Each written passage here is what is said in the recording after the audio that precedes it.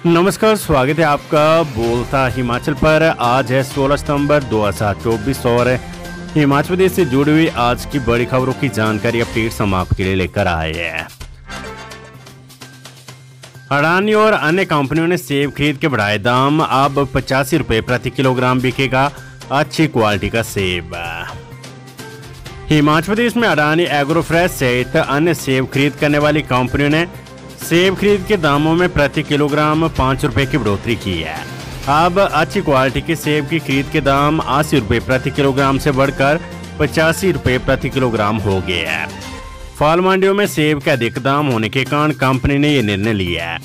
फल मंडी में इन दिनों अच्छी क्वालिटी के सेब की पेटी 1800 से 2000 रुपये में बिक रही है, जबकि अडानी व अन्य कंपनियों के रेट के अनुसार बागवानों को सेब की पेटी के 1600 से 1760 रुपये मिल रही है। इस कारण बागवान अच्छी क्वालिटी का सेब मंडियों में ले जा रही है। इसे देखते हुए अडानी ने सेब खरीद के दाम में 5 रुपये की बढ़ोतरी की है, ताकि बागवान अच्छी क्वालिटी का सेब उनके पास लाए। छात्र यदि स्कॉलरशिप से वंचित रहे तो सेक्शन प्रमुख और स्कॉलरशिप इंचार्ज से वसूली जाएगी राशि। प्रदेश उच्च शिक्षा विभाग ने सभी शिक्षण संस्थानों को नेशनल स्कॉलरशिप पोर्टल को लेकर गाइडलाइन जारी की है।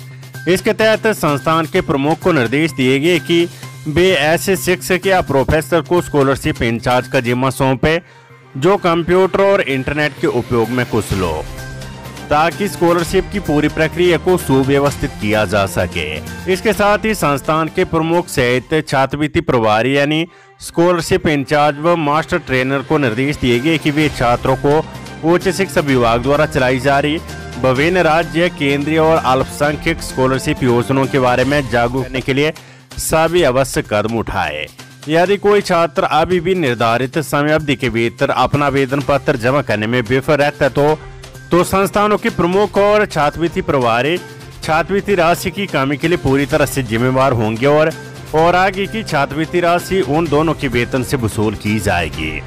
विभाग ने सभी पात्र छात्रों के आवेदन पत्र को निर्धारित समय अवधि के भीतर ऑनलाइन जमा करवाना सुनिश्चित करने को कहा है।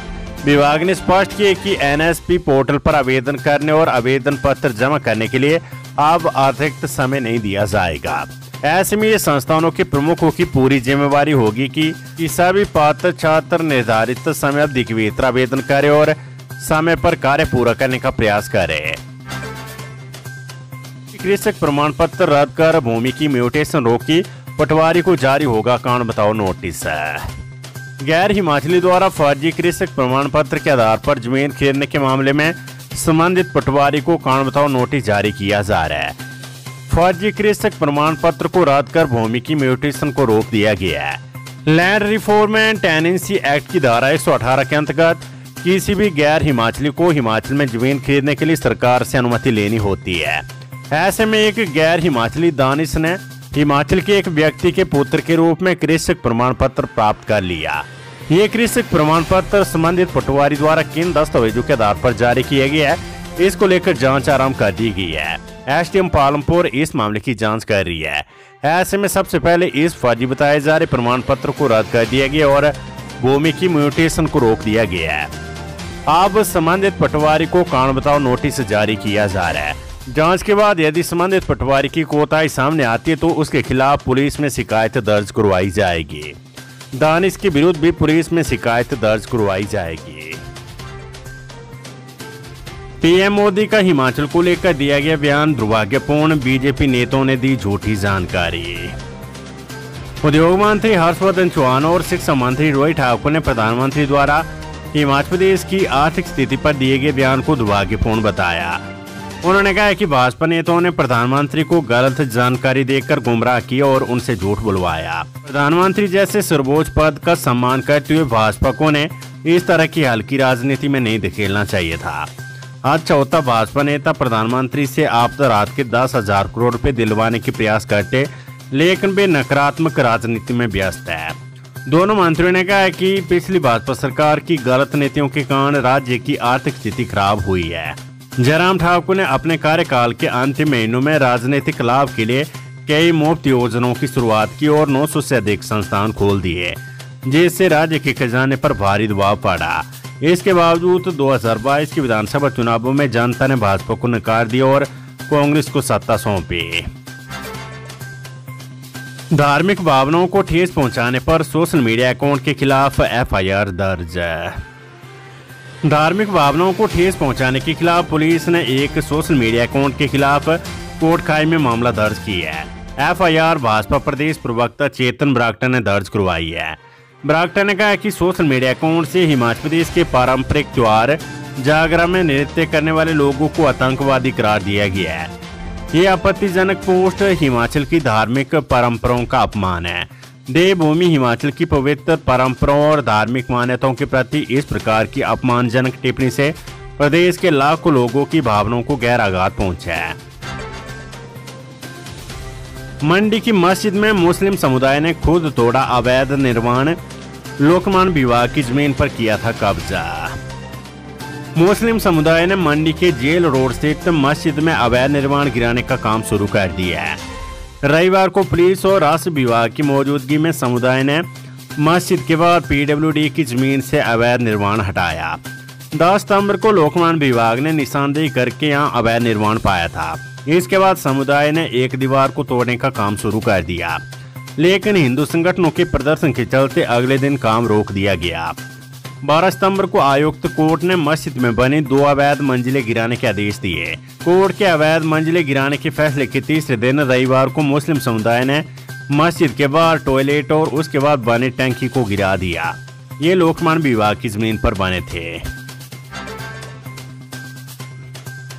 जयराम ठाकुर बोले, भारतीय परीक्षा के परिणाम घोषित करने का कोई रास्ता नहीं निकाल रही है सरकार। नेता प्रतिपक्ष जयराम ठाकुर ने आरोप लगाया कि हर विधानसभा सत्र में सरकार रोकी हुई भर्तियों को जारी करने का आश्वासन देती है, लेकिन परिणाम निकालने का प्रयास नहीं कर रही है।